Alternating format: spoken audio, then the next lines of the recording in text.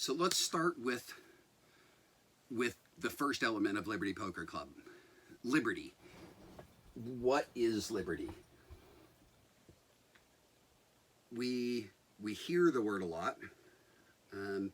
We have a great big statue of a woman standing in a harbor in New York, and she's the Statue of Liberty.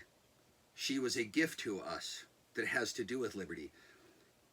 And do you know who we got her from? This is something I'm probably going to do a lot. I'm probably going to ask the questions, and because you can't talk back to me, I'm going to pause because I want you to actually think about whether or not you know the answer, and we'll see how that actually goes. But who gave her to us?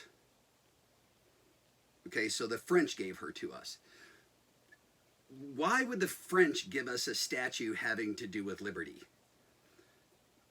It's an interesting thing because understand that we came to our struggle for liberty at the same time the French did. If you study the French Revolution, if you go look at the French Revolution, they had a couple of revolutions, but in the time period's exactly the same. We actually share that history very closely together. Why did we reach out to the French in the Revolutionary War in hopes that they would help us? Well, because they were having the same struggle at the same time. Our founding fathers were reading the exact same people and coming from the exact same philosophies that the French revolutionaries who were trying to accomplish the exact same things. It was a radical concept that they were doing at the time, and in the largest ways, the French failed at doing it. That's why in the long run, they give us a giant statue to commemorate what we were able to do, that it can be argued they started and we succeeded at. So this concept of liberty, if I ask you what is liberty, the most common answers that I get back have something to do with freedom. Okay? So what's the difference between freedom and liberty? And I can tell you that this is my answer. This is the answer from studying lots of these books of what different people say about the philosophies. Liberty is a French word that comes to us, and it has this concept behind it, and it and freedom are closely tied together, but they're not the same. And what I believe that's come out that what we have come to in it is liberty is freedom within society. So this basic idea that we have that freedom, that liberty is having all the freedom I can have without taking away the freedom of the person next to me. Okay? So freedom, can you have unfettered freedom? I would say yes, you actually can. You're going to have to work for it though. There are still places on the planet, there are still places in America, that if you go far enough north into Alaska, you can find a piece of ground where the world will leave you alone, where you can do anything you want to, and nobody's going to it's not going to affect somebody else. There are no absolutes. I'm a person, one of the sections of books you'd find here are science books. So in reality, if you want to get to the core of it, there is no unfettered freedom. There's no such thing as living in the world and having no effect on anybody else, whether you talk about butterfly effect or these sorts of ideas. Because even in far northern Alaska, if you pick the summertime and you light the world on fire, it will eventually bother somebody else. I'm here in Washington State, and we've been dealing with the whole world turning to smoke outside, and we had a fire right down the road from us, and that didn't turn us into Smokeville. It was actually fires from all over the place that did it. So even no matter how alone you get, we're still stuck on a planet, so you can't be truly alone, but you can get close enough.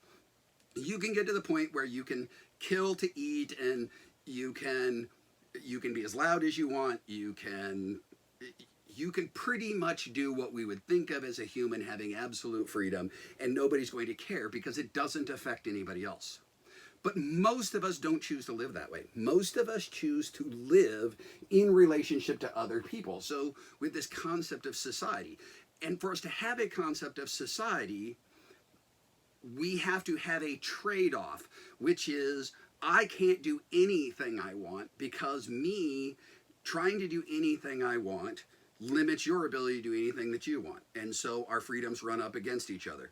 Let's take an example of driving down the road. Driving is one of the true great American pastimes, I think. It's one of those things where the concept of the United States of America really gives us one of those things you can only do in a few places in the whole world, where we can get in our car and drive for thousands of miles and through multiple cultures and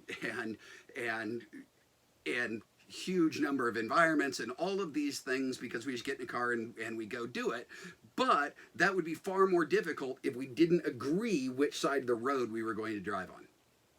That the freedom to travel involves us saying, I can drive any place I want to so long as I stick to the right-hand side of the road.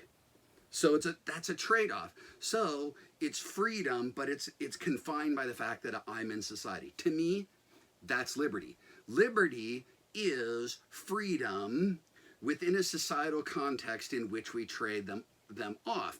And what we're looking for, and what the founders were trying to get us to do, was to create a place where we could maximize. As a matter of fact, if you look at their writings, they're very clear that especially when it comes to a federal government, the federal government's job was to maximize the amount of freedom available to all of us to give us the most liberty.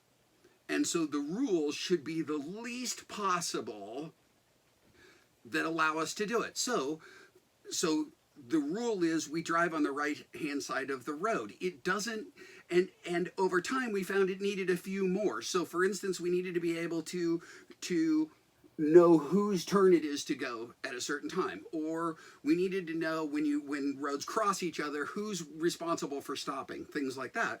We've done it, but at times we've gone way beyond the number of rules that are required. California the other day decided that for you to drive on the road, you can't, within a few years from now, just I think 2035, they're saying you can't do it anymore you can't buy an internal combustion engine. So we're saying, so the rules are you can do it with electricity, but that's all. Do we need this rule? Oh, by the way, are we even ready for this rule? Whole other thing. But this basic concept of liberty is that liberty is freedom within society. And as we discuss this going forward, a big piece of this is going to be is what freedoms, where do we curtail our freedoms? And the basic concept in our society is that we get to decide. It's we the people, not they the government dictating down to us what those are going to be. It's we should have the right to decide, that it should be in some way. Now, we'll talk as we go forward the difference between a republic and a democracy. We're not a democracy.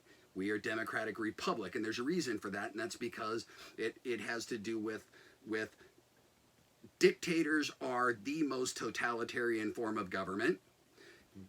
Democracies are the second most totalitarian form of government. They're just tyranny of the masses. And so we'll talk about why they made the choice that they did. But it's important to understand that we have a say in what we're willing to give up in exchange for this idea of liberty. But let's begin with the basics. The whole idea of this is it was intended to guarantee to us the maximum amount of freedom within this interchange. And we'll talk more about that at some point going forward.